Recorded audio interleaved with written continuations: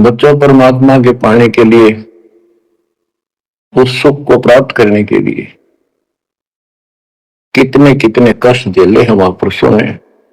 हमने भी उठाए, हम ऋषि बने, ऋषि बनकर कठिन साधनाएं की।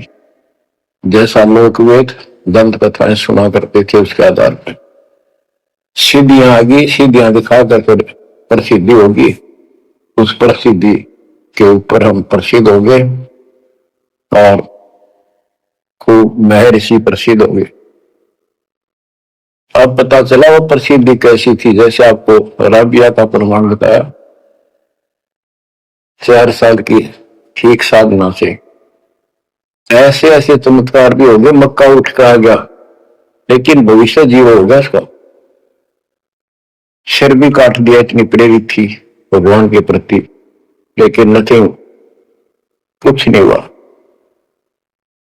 काम तो अब बनेगा जब बनवाया जाता है।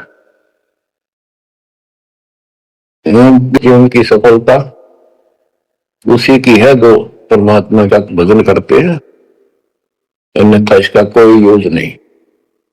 पशु पक्षी का भी ऐसा ही जीवन है, ऐसे ही कर्म वो करते हैं। खाना पीना, छट्टी जाना, बच्चे उत्पन्न करना, बच्चों के लिए फिर सारा दिन भटक कर उनका पोषण करना, फिर मर जाना। ये कोई जीवन है? इस ज्ञान से आपके अंदर जो गलत प्रेरणा भरी हुई है, वो काल द्वारा भरी गई है, बहुत प्रबल है, वो सामान्य नहीं है। अब जैसे किसी को बुखार हो जाता है तो उसके बस की बात नहीं, वो नॉर्मल हो जा, तो उसके लिए औषधि की आवश्यकता पड़ती है, और जब नॉर्मल हो जाएगा फिर सारे काम ठीक करेगा। इसी प्रकार ये आपके बस की बात नहीं है जो आप जिस व्यवस्था में लग रहे हो। ये इस ज्ञान से, इस भक्ति से आपका ये अज्ञान हटेगा, ये जिससे प्रभावित हो बुखार हटेगा, फिर आपकी लगन अजब से बनेगी, अलग से बनेगी। अगर ये भाव नहीं बना तो क्या ये जीवन अच्छा है जो आप जी रहे हो?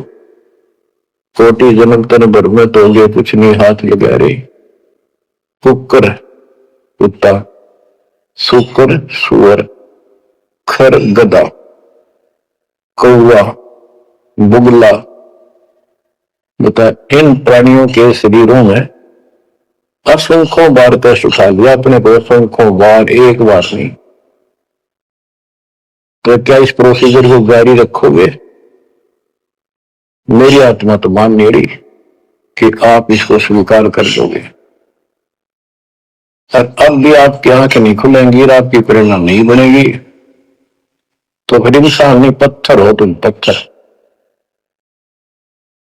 कोटि वर्ष करे संगत संतों की, पत्थर का जल में क्या बूझे, चंदन बन में रंग लागे, एक बांस बिटन भी ना सीखे। पत्थर को जल में डाल दे, कितने गहरे जल में डाल दे, कितने दिन डाले रखे, उसका कोई असर जल का नहीं होता। नहीं, जल से तो नरम होता है पदार्थ। बाहर निकालते उसको घिसा दे दूसरे पत्थर से, जो कहते हो चिंगारी निकलेंगी। तो पत्थर जैसे प्राणियों को किसी चीज का असर नहीं होता। ये अमृतवाणी उन पुण्यात्माओं को झंझोड़ कर रख देंगी जिनकी आंखें काल में अज्ञान से बंद कर रखी है। उस परम पिता के घर जाने के लिए, सुख को प्राप्त करने के लिए, गरीबदास जी बताते हैं कि मंसूर मैसूर को हो गया शरीर फांसी प्रवेश, और जाके ऊपर एती नौबत बीती। कैसा है वो देश? उस परमात्मा के सुख को, सतलोक की प्राप्ति के लिए, उसकी प्राप्ति के लिए टुकड़े टुकड़े शरीर करा दिया मंसूर अली जी ने, पीछे नहीं हटा। तो गरीबदास जी कहते वो सुख कितना होगा जिसके लिए शरीर भी खत्म कर दिया, कोई नो प्रॉब्लम। और ये शरीर का आपका रहेगा नहीं, गारंटीड है। इसलिए बार बार याद दिलाता हूं कि हमारे ऊपर नशा जबरदस्त कर रखा काल में। ये आपके बस की बात नहीं, ये तो ये एंटीबायोटिक आपको प्रेरित रखेंगे।